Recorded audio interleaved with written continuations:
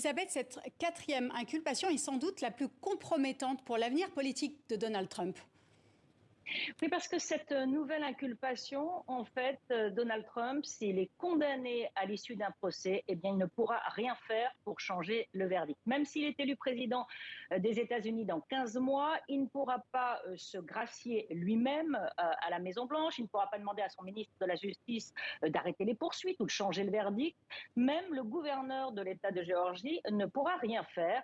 Et donc, c'est un verdict, s'il est condamné, il risque lourd. Il risque des années de prison dans cette affaire. En attendant, il peut quand même faire campagne et ça peut lui servir, cette quatrième inculpation, pour montrer qu'il est victime d'un système de justice politisé, mais ça peut aussi lasser des électeurs qui hésitent à voter pour lui. Il faut savoir que 4 inculpations, ça représente plus de 90 chefs d'accusation retenus contre Donald Trump. Elisabeth, très rapidement, est-ce qu'on a une idée du délai pour organiser un tel procès? Est-ce qu'on a une date déjà?